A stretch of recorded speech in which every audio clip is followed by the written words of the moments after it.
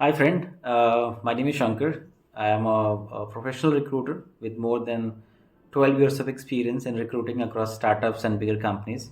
And आज के video में जो हम बात करने वाले हैं वो है कि एक कॉर्पोरेट जॉब में एक नॉर्मल इंसान क्या क्या गलतियां करता है। अगर वो गलतियां ना करता तो उसका करियर कुछ और हो सकता था, जो कि और बेहतर ऑब्वियस सी बात है। तो चलिए शुरू करते हैं। एक कॉर्पोरेट में सक्सेस होने का सबसे पहला जो सक्सेसफुल मंथ होता है कि उसमें आपको कॉन्टिन्यूस लर्निंग चाहिए होती है। कई बार अक्सर मैंने देखा है कि लोग अपना काम कर रहे होते हैं, बहुत अच्छा काम करते हैं उसमें, बट उसके अलावा उनकी कोई कॉन्टिन्यूस लर्निंग नहीं होती है। कभी अलग से जाके लेट्स से कोई XYZ स्किल्स या प्रोजेक्ट या कुछ वैसा टूल नहीं सीखते जो उनको मार्केट में और ज़्यादा कॉम्पिटिटिव बनाए।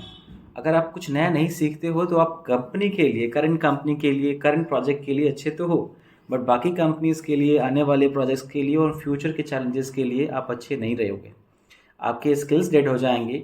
और आपको पता है कि इस फास्ट मूवमेंट वर्ल्ड में चीज़ें कितनी जल्दी बदलती हैं। आज से 2 साल पहले चैट जीपीटी नहीं था और आज चैट जीपीटी है। यू कैन सी कि चैट जीपीटी ने कितनी जॉब्स डेड कर दिया मार्केट में। सो कॉन्टिन्यूस लर्निंग आपके लिए बहुत इंपॉर्टेंट है।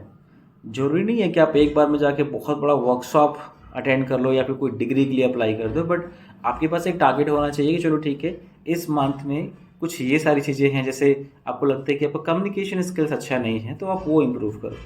अगले महीने आपको लगता है कि ठीक है, मेरा प्रेजेंटेशन स्किल्स सही नहीं है, तो आप उसको इम्प्रूव करो। और आने वाले मार्केट में कौन कौन से ट्रेंड्स आ रहे हैं, कौन कौन से टूल्स आ रही है, कौन से टेक्नोलॉजी आ रही है, कौन से नए इन्वेंशंस होने वाले हैं, उनके बारे में आप खुद को अपडेट रखें ताकि जब वो आए तो आप उनको अडॉप्ट करें, आप उनको सीख सकें। दूसरा होता है कि आपको बार बार कंपनी नहीं बदलनी चाहिए। अगर आप बार बार कंपनी बदलते रहोगे तो जो भी आपका टास्क होता है उसके डेप्थ में आप कभी नहीं जा पाओगे, क्योंकि होगा क्या कि आपने कंपनी ज्वाइन करी और 1 साल के बाद आपने फिर से चेंज कर लिया।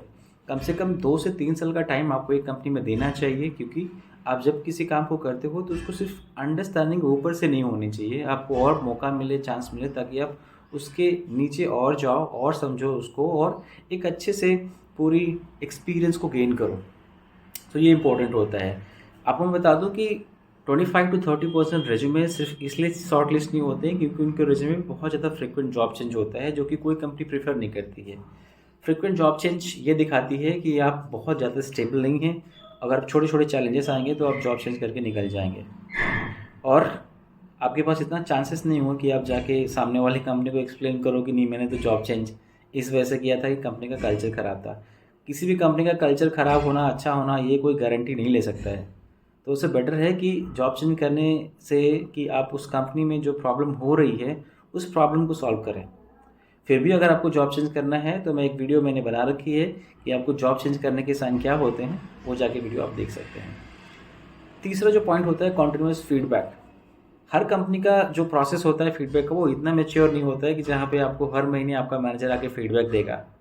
बट फीडबैक का मतलब ये भी नहीं है कि आपने कुछ ख़राब कर दिया तो आके आपको डांट लगाई जाएगी कि आपने ये नहीं किया, वो नहीं किया। फीडबैक का मतलब है कि आपको क्या सीखने की ज़रूरत है, आपको कहाँ पे क्या इंप्रूवमेंट करने की ज़रूरत है, क्या आपको सीखना चाहिए, क्या आपको करना चाहिए, क्या आपको नहीं करना चाहिए, और आने वाले टाइम में क्या ऐसी चीज़ें हो सकती हैं जिसके आपका करियर और बेहतर हो सकता है। तो कोशिश करें कि हर महीने कम से कम 1 घंटे अपने मैनेजर के साथ और अपने सीनियर मैनेजर के साथ, अपने टीम मेंबर्स के साथ 1 घंटे बात करें अपने फीडबैक के बारे में, अपने इम्प्रूवमेंट्स एरियाज़ के बारे में और अपने फ्यूचर ग्रोथ के बारे में। जो फोर्थ पॉइंट है वो भी बहुत इंपॉर्टेंट है, जहाँ पे कई बार ऐसा होता है कि अम, हम ये कोशिश नहीं करते हैं कि हमारे अंदर क्या क्या कमियां हैं। उसको बोलते हैं सेल्फ असेसमेंट। आपको कॉन्टिन्यूस सेल्फ असेसमेंट करते रहना चाहिए ताकि आपको ये पता चले कि आपका जो लेवल है वो क्या है और आपको और क्या क्या इम्प्रूव करने की ज़रूरत है। क्योंकि हर बार कोई आपको इतना क्लोजली ऑब्जर्व नहीं करेगा कि वो आपको बार बार आके ये बताएगा कि बॉस आपको तो ये नहीं आता या फिर आपको ये इम्प्रूव करना चाहिए। एक सेल्फ असेसमेंट ऐसा टूल है कि जब आप ये करना शुरू करते हैं तो आप करियर के किसी भी मोड़ पे ऐसा मुकाम नहीं आता है जहाँ पे आपको ये लगे कि अच्छा, मैंने तो ये सीखा ही नहीं, मुझे तो पता ही नहीं कि मेरी कमियाँ क्या हैं।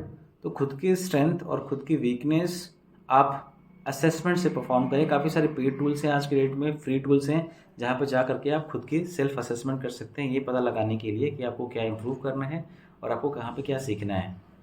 तो ये कुछ वैसे टॉपिक्स हैं जो आपको कॉर्पोरेट में बहुत ज़्यादा ट्राई करना चाहिए अगर आप वाकई में कॉर्पोरेट में ग्रो करना चाहते हैं तो। Thank you.